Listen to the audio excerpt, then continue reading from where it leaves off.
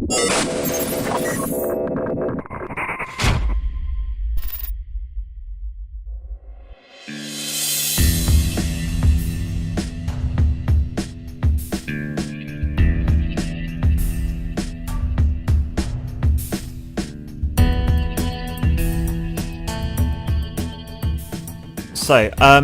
best way I like to start, Dan, how I've done in the previous, is logical place. How did you get into comics? How did you get your start?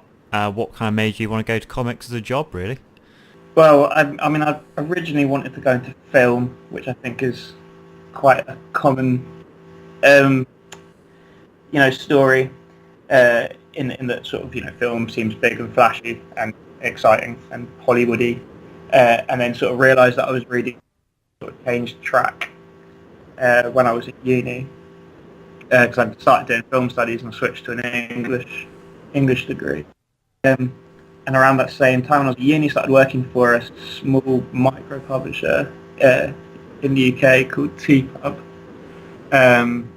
which is where I met or started talking to Casper Wingard. He's the artist on Limbo, which is also my book at Image. And we just got on really well, started drinking together a lot. That's the source of a lot of good ideas right there. Yeah, no, it's the unsung hero of comics, I think, the pub. So, Sorry. kind of like played, it's a case of a couple of suggestions are made and then start writing and kind of went from there, really. I wrote like full graphic novels that, were never made and never will be made. And I was sort of taking on a little bit of sort of doing sort of editorial feedbacks and things like that. But Limbo is the first thing that I was fully drawn and everything. So I definitely sort of plunged in at the deep end a little bit. Sometimes it's best, man, sink or swim, and if you swim, it's just a brilliant feeling. So, which you definitely did. Yeah, well, yeah. It's going okay. Yeah, totally. So let's talk about that, man. So Limbo. Rather than me I know know a bit about it, so it's Image Comics. I know it's a bit of a detective story. It's got kind of a weird, brilliant style of like 80s kind of, I don't want to say garishness, but like bright kind of... Neon. Yeah, neon. That's like the best way of describing it. Neon mixed with like film noir, but rather than me kind of giving a poor explanation, can you sort of like, if no one's read Limbo before or heard of it, can you sort of go into it for a bit? Like, what's it about? Give us a bit of a feel for it. The way we pitched it was as this sort of surrealist, neon noir, 80s retro, voodoo aesthetic. So that, is adjectives and, doesn't really give you much picture to it. But the idea was to sort of, Casper and I, we both sort of, at the time, and I don't think it's the case now at all, but at the time we started that, which was all the way back in, which is a bit horrifying to sort of remember, it was back in 2014. The trade only came out last summer, so we were working on it for a long time before it came out. But back then we had this real disgruntlement in sort of looking at it. It's probably not true either, but we were sort of thinking that a lot of the stuff that was coming out felt like film pictures that had just been done as comics, and we wanted to sort of only doable in comics.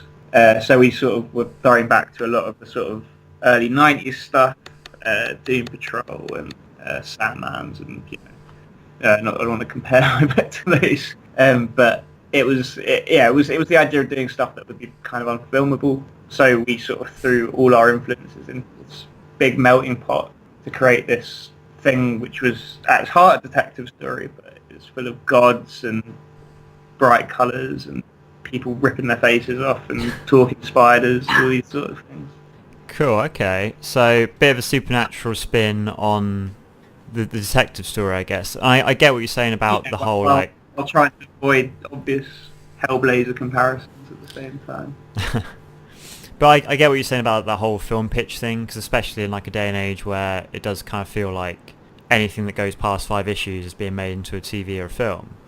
I think the two kind of, it does get a little bit blurry at times. Yeah, it was more the, to be honest, it wasn't even so much in the sort of thing we were doing. It was more sort of looking at how Nolan's stuff seemed to be really, really influencing what's happening in the comics. I don't mean the Batman comics. I just mean in general. Everyone sort of went, oh yeah, so if we sort of apply this to the real world, but I kind of thought the whole point of Nolan's films, the Dark Knight trilogy, was, how would this play in a quasi-believable way? Because you can't translate comics directly to film. So it felt to me like they were sort of trying to convert comics into a believable sort of filmic form, and then a lot of people seem to be taking that back into comics, which just seemed like a really pointless exercise. Yeah, and on the other hand, we already had the comics. Yeah, totally. And like on the other hand, there was stuff like 300 and Sin City, where they've kind of literally gone comic to film, where it's been kind of beautiful visually, but at the same time it's like it's kind of gone a bit one and the same. It's not unique to the art form. That kind of is a bit not. I don't know. Maybe it defeats the object a little bit. That like the brilliance of a really good comic is that this is so far out and too crazy to even get on film. But maybe that's just me. I don't know. But yeah, I don't think comics have to do that. But yeah, I mean, adaptations an interesting concept in the first place, because if you do the direct thing, the direct translation, then sort of there is the sort of element of what's the point, other than other than just bringing it to a new audience. But I don't quite understand existing audiences getting very upset. It's big fans of like whatever comic or other get upset when something's not true to the comic in a film, and I'll never understand that, because you've already got you've already seen that version of it. Why do you want that exact thing again? That was always a weird Batman thing. Was like everyone got really, well, I think probably every Batman ever, but like Affleck in particular, everyone got like really upset about that. And it's like, yeah, but you've got your Batman, and like your Batman might be Adam West, and mine's like Christian Bale, and now other people can have their Batman, and he's going to do it in a different way than what you know. But apparently that's maybe the problem. I think if you look at sort of Morrison's Batman run, he almost sort of just laid that bare, where he sort of had gritty 90s Batman, and then alongside Batman and Zero Noir, and basically saying that everything was in continuity, and it was just this absolute bizarre schizophrenia, which was glorious and wonderful. But it does show that you can't expect a true adaptation of the thing, because there isn't the true version of the thing. No, the true version is, well, if you take like, I don't know, Watchmen or something, it's like the true version is, or the original version is the original version. It's got all the detail and the little details that it was meant to have. And then if you want something in broader strokes, then go watch a film. And if you want a bit more, go read before Watchmen. But if you like Watchmen, then that's great. You've got that, and you've had that for a while. So I don't know. So comic fandom is a weird thing, man. Like, I'm sure you know that better than I. Speaking speaking of adaptations, so you've done a few. Assassin's Creed, Dark Souls, and now Wolfenstein is the latest one. Yeah, Wolfenstein. Yeah. So that is off of anybody who doesn't or isn't quite up with the whole video game thing. Wolfenstein's really big, long, or not necessarily big, long, but an older franchise of games. And this is in comic form. So first off, again, this is kind of like quite current, so I get you can't really like give too much away, but can you just maybe like tell us a little about your kind of the way you're going with this and your spin on Wolfenstein? Well, sure. I mean, what we're doing is tying into the new game, which is the new Colossus, which is coming out in, I think, October.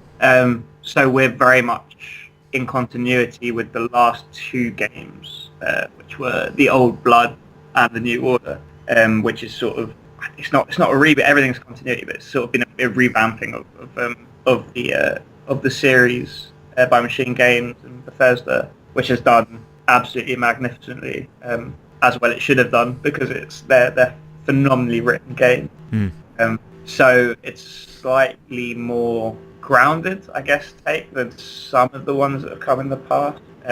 It's more about sort of characters than it is about the sort of satanic Nazis that have come in the past. So a little bit more sort of Man in the High Castle sort of stuff. But with that said, we have. I think I'm alright saying like we have found a pretty cool way to sort of put some of that stuff back in there. So we've sort of run the gauntlet all the way back to the sort of early 80s games. So yeah, I think if anyone's sort of played any Wolfenstein, there should be like some nice big hits of nostalgia in there. Oh, nice. Bit of a nod back. Cool. Okay. And Yeah, sort of, yeah. We've got 2 artists on the series, which is really cool in itself. We've got Ronaldson Ferrari and Peter Kowalski. Ronaldson has done stuff. I think the last thing he did was The Mummy with Peter Milligan. He's done sort of DC and a bunch of Dynamite stuff. And Peter's did, I think he's doing the new 30 Days of Night now. And he was doing Sex with Joe Casey.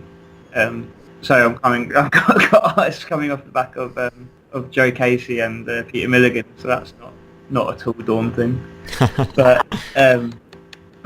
But we've sort of utilised that to do a sort of split time frame. So we've got one set in the sort of present day of the games, which anyone who's played New Order will understand what I mean by that.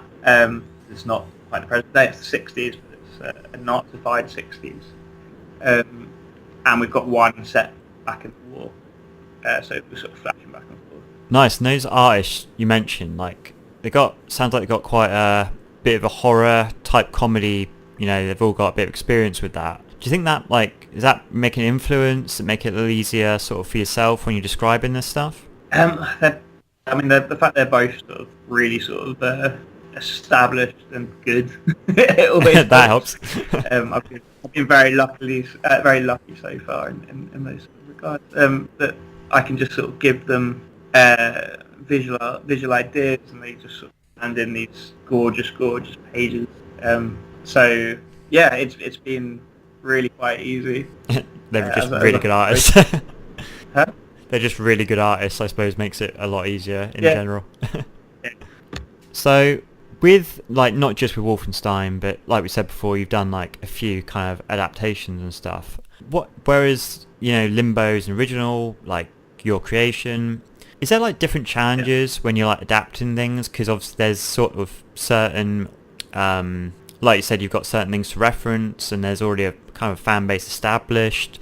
Does that bring different challenges? Does it make it a different spin at all, or is it just kind of the same process? How do you find that? Oh no, it's definitely sort of very different process. Because Limbo was just me and Casper, and no editor, and no one telling us what we could or couldn't do, or what we should or shouldn't do. And sometimes that in itself was pretty scary because we had absolutely no safety net, and it was, for both of us, it was our first proper create our own book. So that was very much its own beast. And then coming to write in other people's worlds, there's obviously it's daunting to a certain extent, just that you're following a lot of other very talented people, and you want to sort of make your mark and put your stamp on it, while also satisfying the existing fans of the franchise, and wanting to live up to what's come before you. So there's that side there, but there's also the side where you have the foundations under you to sort of hit the ground running. You don't have to spend the same time world building and sort of establishing who everyone is, what everything is, and that stuff's already been done. I mean, obviously you don't want someone who's picking up the book fresh to the franchise to be totally lost, but you also know that the world you're writing for has that it works, because other people have done that heavy lifting for you already. But yeah, doing things like Assassin's Creed, especially where we're taking on a very sort of established team of characters. Really, some of our characters are very well established, and we've also been tasked with ending off the Phoenix Project arc, which is a big arc that's been sort of running through, I think, the last 3 games, in particular, in major console games. So, there's sort of a lot of expectation there, certainly from the fans. There's definitely a desire to not let anyone down on that front. But, I think it's under control. Sure it is, man. To me, that sounds a little bit scary, but, Well, I mean, we've always got Ubisoft at our backs as well. as in they've got our backs, not they're on our backs. So everything is obviously everything's sort of approved and everything. They've got big plans for the franchise, so everything sort of fits within that. But they've also let us run with however we want to sort of get. So that's been very cool. So we've sort of been able to go back to the Spanish Civil War and tell this whole story in the Spanish Civil War, which we thought was a very sort of apt time period to look at in the present day and with what's been going on in the last few years. Sounds like, it's good material to kind of play with, I guess. So that's pretty cool. Well, all of history is quite a nice starting point. Yeah. Yeah, nice blank canvas there in a way, so that's good. So is it like easier? I mean, the main ones you've done, like Wolfenstein, Assassin's Creed, is it a little easier that the main way they've told their story is through video game, which it's a way different way of telling a story than comics. So is it a little bit easier in that sense that you can kind of, yes, you're using those parts, but you're doing it in a totally different way? Is that give you a bit more room?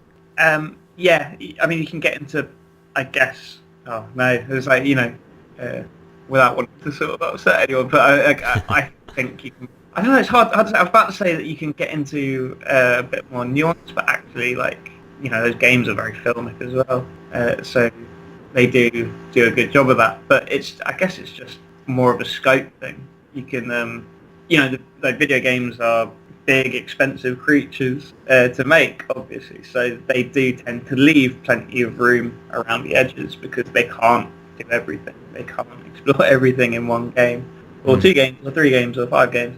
So yeah, they definitely leave plenty of wriggle room in that there will be, if you've got an ensemble cast of characters, you definitely won't have been able to tell all of their story, from start to finish. So that's kind of what we get to come in and do, sort of explore different aspects and maybe try and look at it from a different angle as well. That's great, man. So you're very, very busy.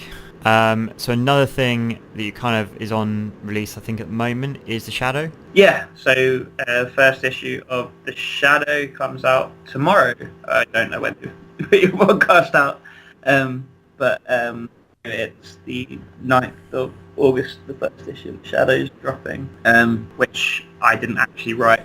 Sai Spurrier's written that with art by Daniel HDR, and I'm on board for issues 2 through 6. So my first issue will come out next month, which I'm co-writing. Cool, that's quite a team effort. Sorry? It's quite a team effort. Yeah, no, it's really cool. I mean, it's a I don't mind sort of saying because it's not my idea, it's size, but it's a really ambitious and exciting take on the character.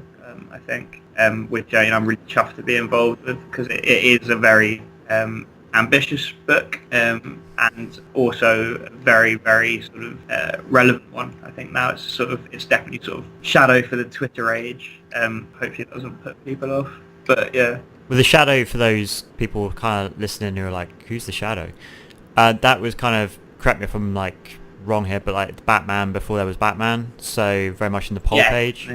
Yeah, I mean, they've been running the I don't know if you've seen, they've been running the Batman and Shadow crossover series at the moment, written by Scott Snyder and Steve Orlando.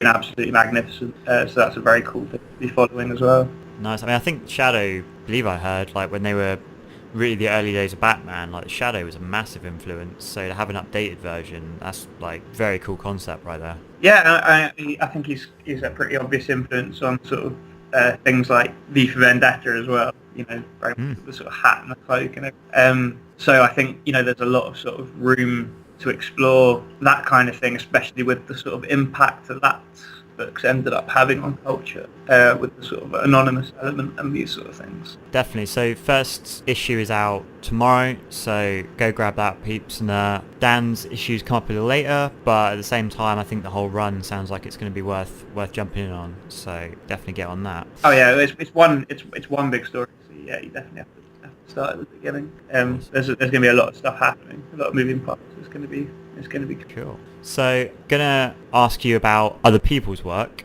for the first time. What else kind of is out sort of this year, I guess, or anything that actually are your favourites, what would you recommend in comics that people need to go check out, people need to read, have a look at? What would your recommendations be, please, Dan? Oh man, so many things. We're really entering a very exciting time for.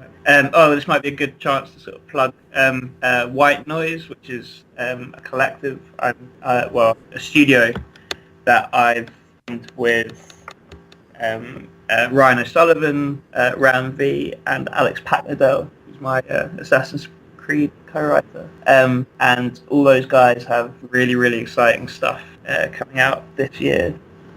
All our efforts to sort of cross-promote and build new stuff. So definitely go check out all those guys' work. My partner in crime, Casper Wingard, has a book out with, I guess, who's now my other partner in crime, Sai Spurrier. They have a book coming out very, very soon called Angelic, which is a really, really cool post-apocalyptic monkeys sort of Watership Down meets Wall-E sort of thing. Well, I know it's going to be really, really cool because I've read it. As for stuff that's out at the moment, Injection's a big one. I'm really, really enjoying Injection by Ellis and Declan Shelby. God, what else? Put me on the spot a bit. The Batman is phenomenal. That's what I do, man. I put you on the spot. Just see what your first reactions are. That's my whole strategy. I'm so excited. I'm so excited to pick up the Vision. Tom King and Mitch Gerrard's Sheriff of Babylon was just one of the coolest comics. And the Vision. What am I talking about? Mr. Miracle. The Vision is also obviously very, very worth picking up. But that was a little bit of it. Mr. Miracle coming out tomorrow. I think that's going to be a classic. Cool. Okay, a few little bit of variety there, if nothing else. Yeah, so, I don't know. I'm going to totally kick myself as soon as we sign off all the things I've not mentioned. That's how I lure you back on, because I'm like, hey Dan, you remember how you forgot to mention that thing you were supposed to say, and then you were like, oh damn it, so I get you back on for another half hour of grilling. So that's my whole game. Yeah, it's a bit of notice. Cool, man. Yeah, we'll wind down there. But is there anything else? Sort of mentioned White Noise. So we had Ryan O'Sullivan on a few weeks back, so that's in conjunction with him. So mention that. But definitely, guys, if you liked any of Ryan's work or Dan's, go check out White Noise. Mentioned. Ryan's got his Warhammer books out. Dawn of War he's doing at the moment. Evil Within coming out around the same time as Wolfenstein, and Ram B, who I also mentioned, has Quake coming out. So sort of trio of Bethesda games there with comic adaptations that I think are all looking really, really cool. With mentioned, so Wolfenstein is on the run now, so that's not long in, so you can definitely go and catch up with that if you guys so desire, ready for the new game at the end of the year. Is Limbo going to be sort of back anytime soon? There have been rumblings, but I wouldn't. Okay. I started slowly sort of thinking about it, but yeah. Sure. Well, the first collected edition of Limbo is available through Image Comics, so definitely go and check that out. Is there anything else, man, you wanna mention that we're forgetting so far? I think that covers it. Limbo, Assassin's Creed. Well, Assassin's Creed, the first volume, just came out last week. So if you'd go check that out, we'd be very, very grateful. We're very, very proud of it. Because that's Common Ground, Assassin's Creed Uprising Common Ground is the volume.